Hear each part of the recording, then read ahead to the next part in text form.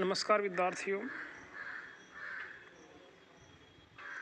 मानव भूगोल में हम भारत की जनजातियां पढ़ रहे हैं और आज हम बात करेंगे संथाल जनजाति की।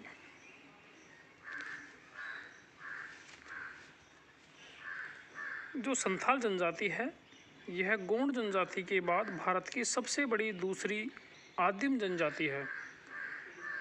संथाल जनजाति की जनसंख्या लगभग 50 लाख से ऊपर है।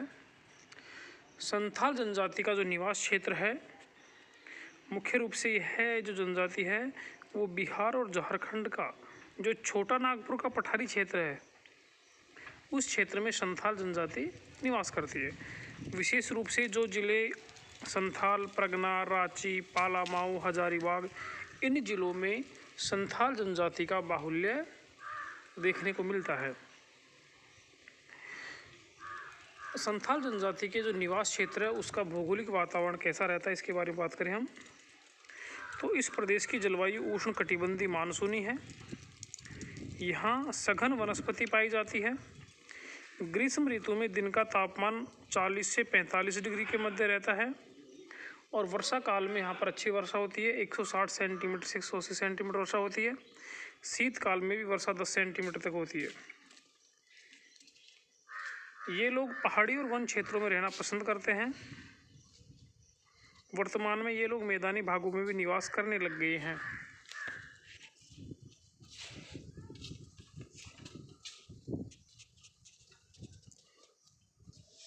संथाल जनजाति की सामाजिक व्यवस्था और संस्कृति।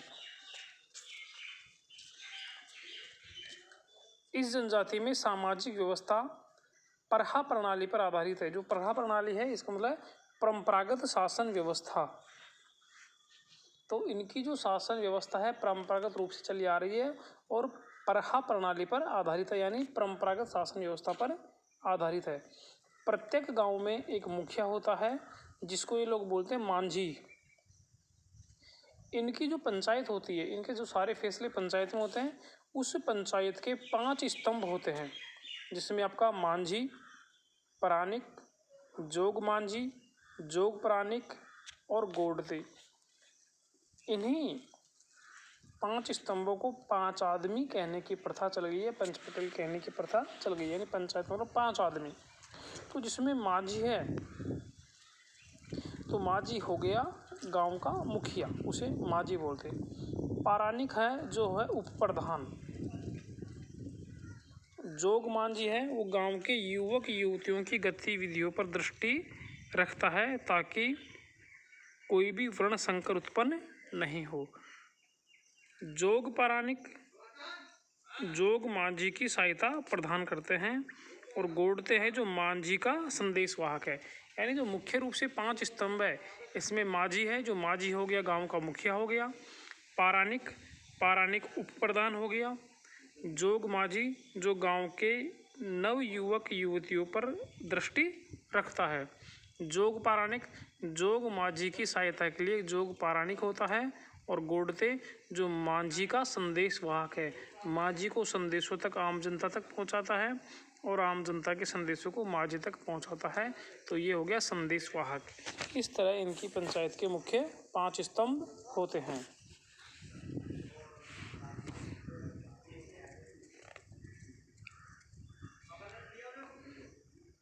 संथाल में सेंद्रावेशी अर्थात शिकार परिषदें भी होती हैं और इसके प्रधान को बोलते हैं दिहरी। जो शिकार की जो परिषद है उसके प्रधान को बोलते हैं दिहरी। परिषद को हाई कोर्ट भी कहा जाता है। हाई कोर्ट इसलिए कहा जाता है क्योंकि जो भी पंचायत के फैसले होते हैं उनकी इसमें अपील की जा सकती है। संथालों में विवाह को बापला बोलते हैं। जो संथाल जनजाति है विवाह को बोलती है बापला। अपने वंश में विवाह निषेध है। ये लोग अपने वंश में विवाह नहीं करते, किसी अन्य वंश में विवाह कर सकते हैं। प्राचीन प्रथा है कि 3 पीढ़ियों के बाद आपस में विवाह किया जा सकता है, यानी आपस के गोत्र में विवाह नहीं करते, आपस के कुल में विवाह नहीं करते, लेकिन 3 पीढ़ियों के बाद में ये आपस में विवाह कर सकते हैं। संथाल जनजाति में विवाह 2 प्रकार से संपन्न किया जाता है। प्रथम प्रथा में एक पहली प्रथा, इसमें प्रथम प्रथा में विवाह रेबर के द्वारा तय किया जाता है। रेबर का मतलब बिचौलिया, बिचौलिए के द्वारा तय किया जाता है। जबकि दूसरी प्रथा में विवाह बिना रेबर की सहायता से, बिना रेबर के लड़के लड़की के माता पिता अपने आप स्वयं तय कर लेते हैं। इस तरह से एक तो हो गया बिचौलिए की सहायता से, दूसरा हो गया रेबर के बिना विवाह।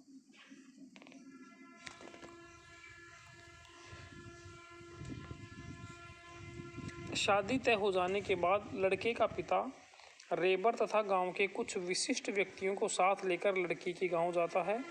लड़की का पिता अपने गांव के व्यक्तियों के साथ उनकी अगवानी करता है।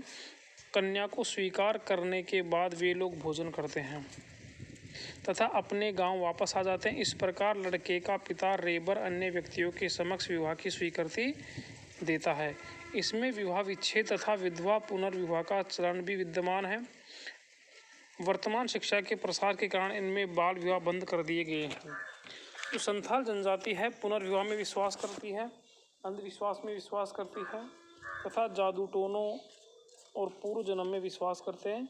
ये लोग मृत आत्मा की पूजा आराधना की जाती है और हिंदुओं की भांति ये लोग दाह संस्कार करते हैं।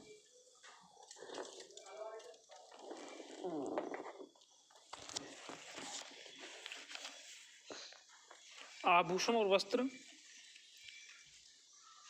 स्त्रियां फूलों के हार तथा पीतल का चांदी के गहने पहनती है। पीतल के आभूषणों में बांका और बैटरी पैरों में,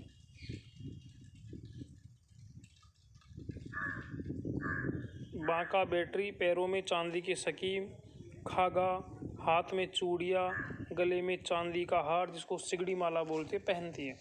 इनकी पोशाक सादा है। पुरुष कमर में 4-5 हाथ की धोती कसे रहते हैं और गले में 3 हाथ की तौलिया लपेटे रहते हैं। स्त्रियां 3 हाथ का एक कपड़ा कमर में पहनती हैं। इस तरह से इनके जो आभूषण और वस्त्र हैं वो सामान्य है।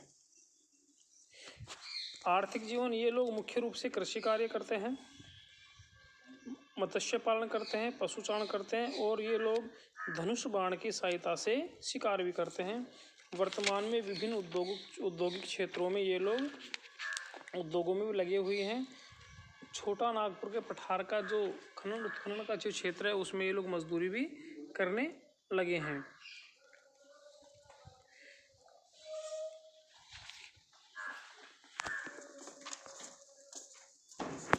भोजन, भात, जंगली कंदमूल, फल, पत्ते, यह लोग गाय को पालते हैं पर गाय का दूध निकालना नहीं जानते। ये लोग गाय को दूहना नहीं जानते और गाय का दूध नहीं निकालते, केवल उसको पालते हैं। लेकिन वर्तमान में गैर संथालों के संपर्क में आने के बाद में ये लोग अब दूध निकालना जान गए हैं।